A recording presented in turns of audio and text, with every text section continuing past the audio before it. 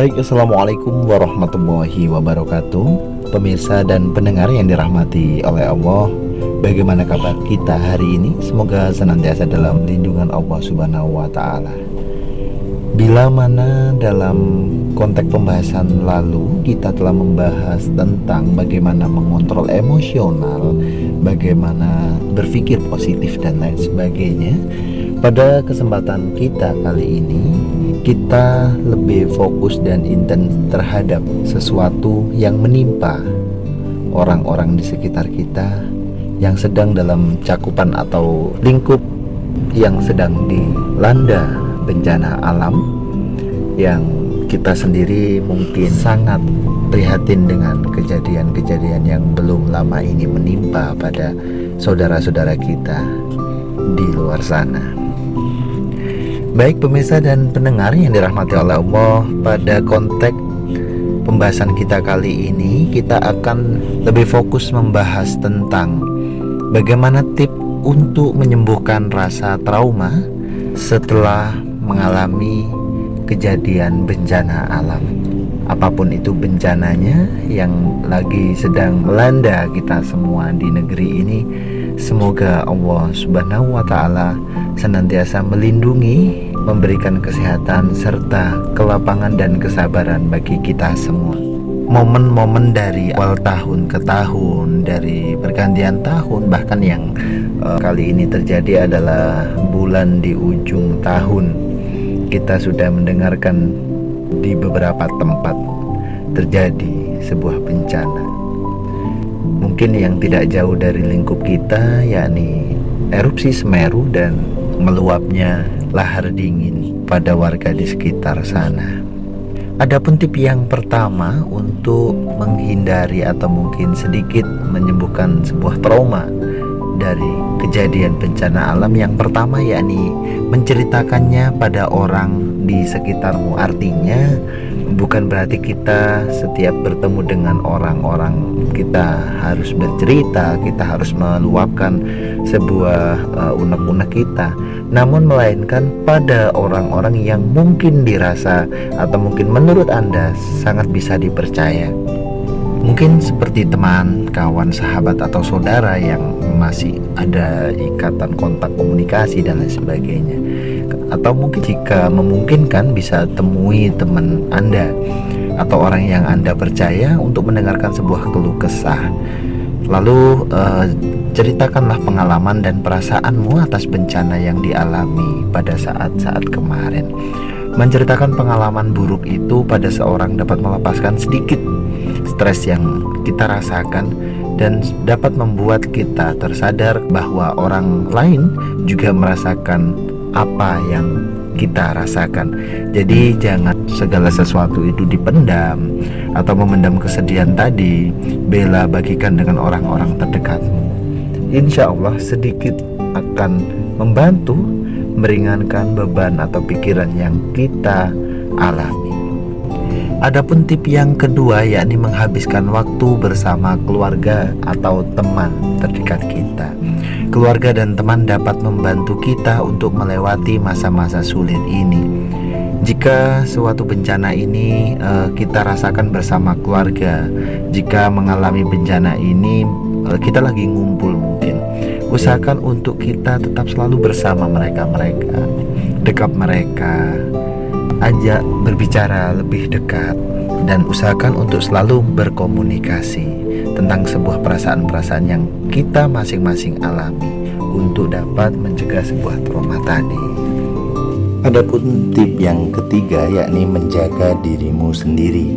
Sebisa mungkin setelah kembali ke tempat tinggal atau enggak lagi dalam pengungsian, istirahat yang sangat cukup, makan dan pola teratur juga disertai dengan olahraga itu sangat penting.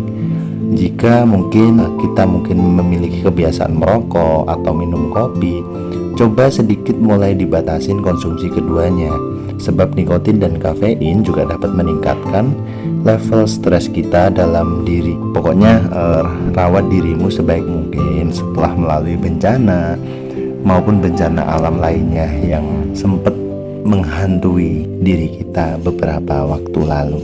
Artinya bukan berarti kita untuk menganjurkan untuk berhenti ya dari konsumsi-konsumsi tadi, melainkan takaran atau mungkin konsumsinya sedikit dikurangin untuk sedikit mengurangi.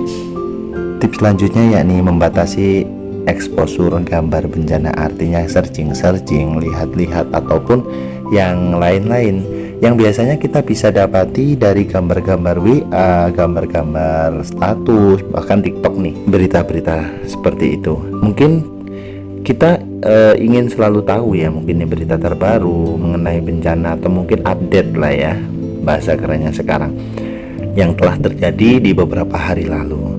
Apakah akan datang kembali atau mungkin ada kabar dari pemerintah mengenai bencana ini. Namun hal itu justru dapat meningkatkan rasa stres pada diri kita bila terlebih sampai melihat gambar-gambar yang menunjukkan pemandangan bencana tadi. Agak sedikit dikurangi, agak sedikit tidak ngepoin lah bahasanya. Karena itu coba kita sedikit membaca berita dan melihat gambar-gambar bencana. Arti dari sedikit ini bisa diartikan dengan mengurangi, tidak selalu up to date dan tidak selalu melihat gambar-gambar atau berita yang ada. Hal itu bisa membuat kita semakin tercekam, berpikir kemana-mana dan lain sebagainya. Adapun tips selanjutnya yakni meluangkan waktu untuk aktivitas yang menyenangkan, bermain, mungkin baca-baca novel atau buku kesukaan kita, atau mungkin nonton-nonton film-film lucu dan lain sebagainya. Itu sedikit bisa mengurangi dan sedikit mengalihkan dari sesuatu yang menakutkan tadi.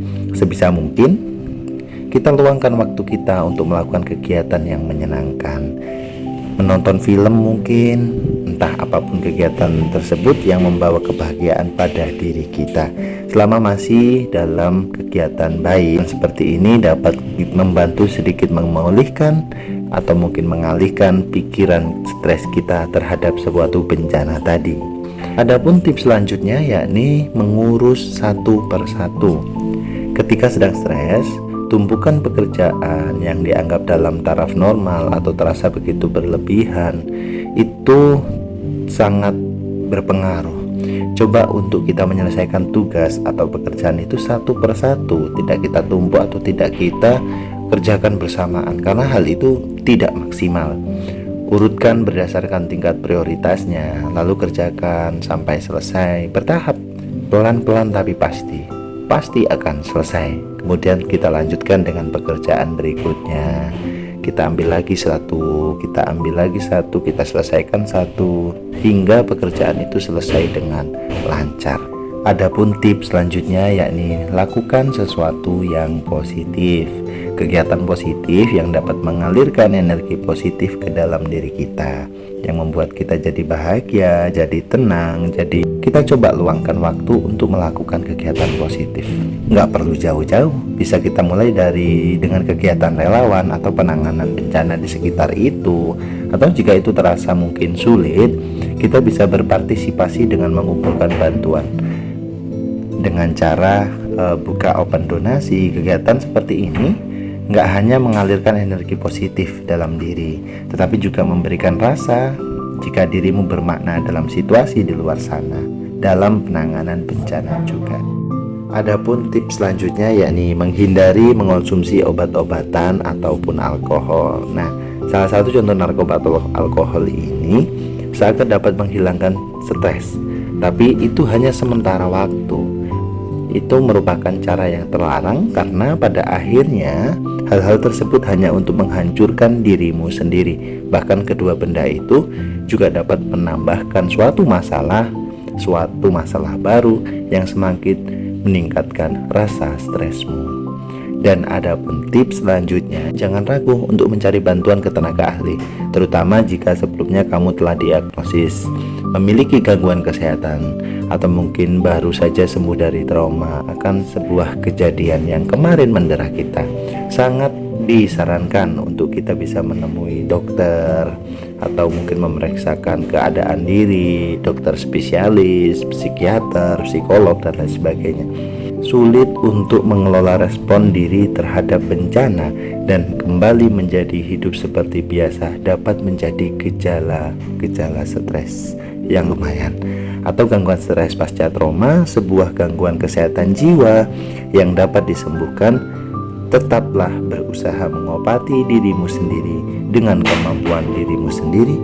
Jika kita tidak mampu, mintalah bantuan orang-orang terdekat kita, orang yang kita rasa mampu, dan tenaga profesional.